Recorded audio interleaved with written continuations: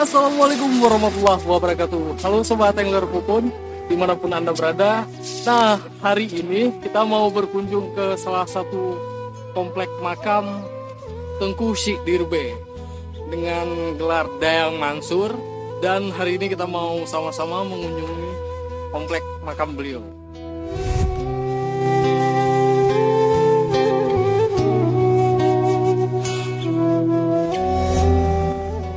Nah, Sobat Angler Pupun, di perjalanan kita kali ini kita akan mengulas lagi sejarah Aceh di abad ke-16 silam. Kerajaan Aceh merupakan kerajaan Islam kelima yang pernah tercatat dalam sejarah sebagai kerajaan Islam terbesar di dunia. Hal ini sangat tergambar jelas bahwa ulama memiliki peran yang tinggi dalam menjalankan roda pemerintahan.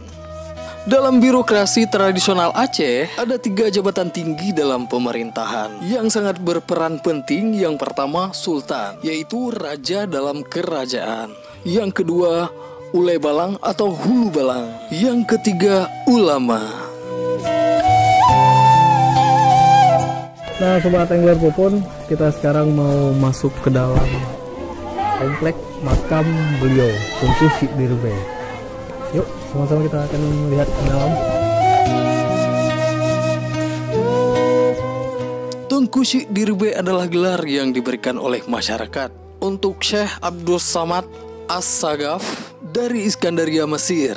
Beliau datang ke Aceh untuk menyebarkan agama Islam dan menetap di Dirbe, tepatnya di kampung keberadaan makam beliau sekarang. Kampung atau desa tempat Tengku Syekh Dirbe mensiarkan agama Islam, tepat di Kampung Raya, Kecamatan Delima, Kabupaten Pidi, Provinsi Aceh. Di masa hidup beliau juga pernah mendirikan sebuah dayah yang dikenal dengan dayah Tengku Syekh Dirbe. Banyak masyarakat sekitar dan dari berbagai daerah lain yang datang untuk memperdalam ilmu agama Islam dari beliau. Dari sekian banyak murid yang berguru pada beliau, ada seorang sultan yang masih muda belia, yaitu Sultan Iskandar Muda. Dalam masyarakat Aceh, ulama merupakan orang yang sangat disegani karena ilmu yang dimilikinya, sehingga menjadi contoh teladan dan berbagi pendapat dalam berbagai permasalahan mengenai agama. Hal ini dapat kita lihat dari pengalaman-pengalaman ataupun sejarah ulama-ulama besar pada abad ke-16 seperti Tengku Syekh Dirbe. Dan di makam Tengku Syekh Dirbe sangat banyak pendatang yang berziarah ke makam beliau, baik warga Aceh bahkan warga luar. Peran dan perjuangan di masa hidup Tengku Syekh Dirbe jangan pernah kita lupakan. Dan harapan kita hari ini semoga anak cucu kita juga tahu tentang siapa Tengku Syekh Dirbe dan riwayat hidupnya. Semoga selalu dalam lindungan Allah. Amin ya rabbal alamin.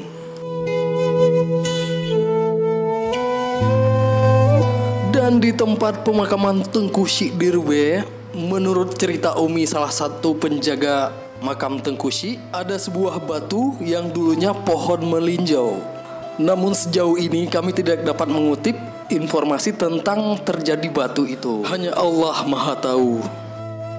Dan dalam riwayat, Tengku Syekh Dirbe banyak memiliki kelebihan. Beliau pandai dalam bertani dan masyarakat makmur sentosa. Bahkan di wilayah Pedir zaman itu pernah menjadi penghasil beras terbesar di masa kerajaan Aceh Darussalam. Dan dalam sejarah juga tercatat, sungai yang mengalir di wilayah Dirbe, beliaulah yang membukanya. Sungai tersebut terbentuk ketika Tengku Syekh Dirbe melewati jalan tersebut. Beliau menyeretkan sebuah tongkat hingga keluarlah mata air. Hingga sampai saat ini sungai tersebut masih bisa kita lihat. Bahkan tongkat Tengku Syekh Dirbe masih bisa kita lihat terawat dengan baik sampai sekarang. Nah, buat Sobat Angler Pupun, setelah kita mengunjungi makam Tengku Syekh Dirbe, kita akan mengunjungi juga rumah peninggalan Tengku Syekh Dirbe. Namun sejauh ini yang cukup disayangkan, rumah peninggalan beliau kondisinya cukup memprihatinkan. Yang seharusnya rumah itu terjaga dengan baik agar menjadi bahan edukasi anak cucu kita ke depan.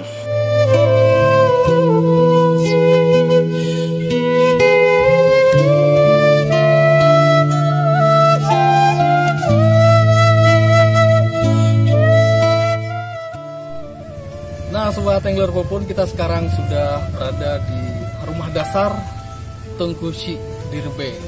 Dan kita mau lihat di dalam, mungkin ada peninggalan-peninggalan yang mau kita lihat. Dan mari kita sama-sama akan melihat peninggalan Tengku Sy Dirbe.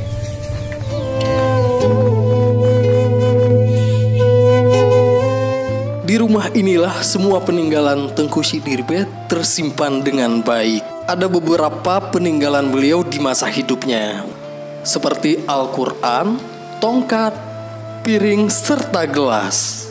Namun yang akan kita lihat sekarang salah satunya, yaitu tongkat. Karena dengan izin Allah, Tengku Sy Dirbe membuka sungai dengan tongkat ini. Umi, salah satu penjaga rumah Tengku Sy Dirbe, juga bercerita sedikit tentang riwayat Tengku Sy Dirbe. Dan asal muasal tongkat ini adalah pemberian guru besar Tengku Sy Dirbe. Guru besar beliau adalah Tengku Sy Gle Melintang. Dan makam guru besar beliau tepat di Gle Melintang, Kemala Raya.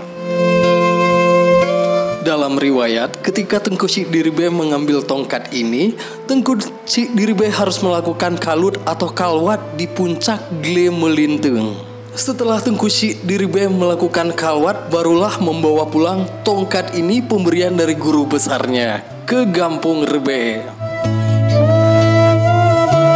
Nah, sejauh ini harapan saya semoga selalu bisa menjaga dan mengabadikan segala sesuatu peninggalan Tengku Sy Dirbe.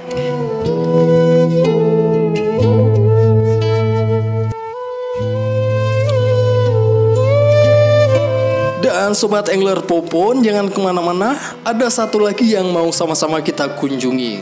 Makam Putri Tengku Sy Dirbe. Beliau bernama Putri Sandi Ratna Indra, atau yang lebih dikenal Putro Sani.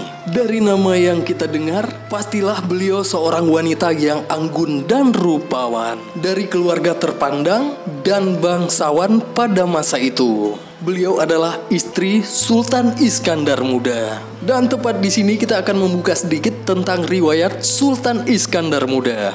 Sultan Iskandar Muda mempunyai 4 istri. Yang pertama adalah Putro Sani, anak dari Daeng Mansur atau Tengku Sy Dirbe.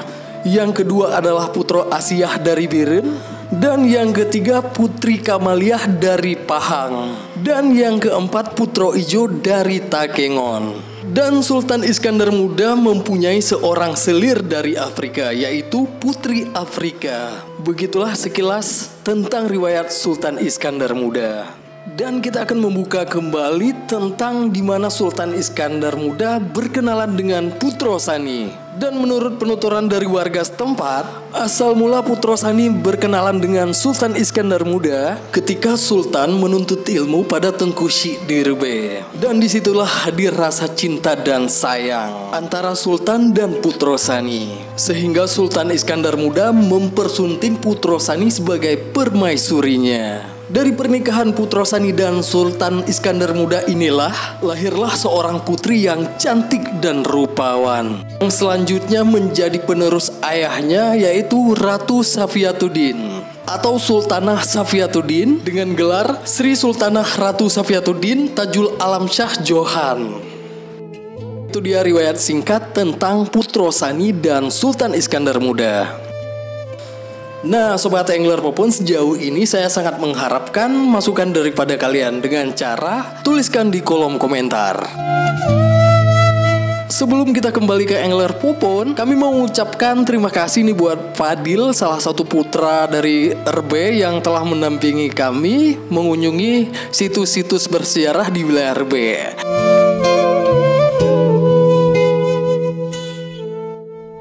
Nah, Sobat Angler Popon, itu dia perjalanan singkat kita hari ini mengunjungi salah satu makam ulama yang bergelar Daeng Mansur atau kerap disebut warga sekitar Tengku Sy Dirbe. Semoga apa yang sudah saya hadirkan bisa menjadi bahan edukasi untuk generasi-generasi kita ke depan. Dan di sini harapan saya buat Sobat Angler Popon, mohon untuk terus mendukung saya dengan cara klik tombol subscribe dan goyangkan loncengnya agar nggak ketinggalan video-video terbaru dari kita. Dan buat Sobat Angler Popon, terima kasih banyak atas waktu dan atensinya. Akhir kata saya ucapkan wassalamualaikum warahmatullahi wabarakatuh.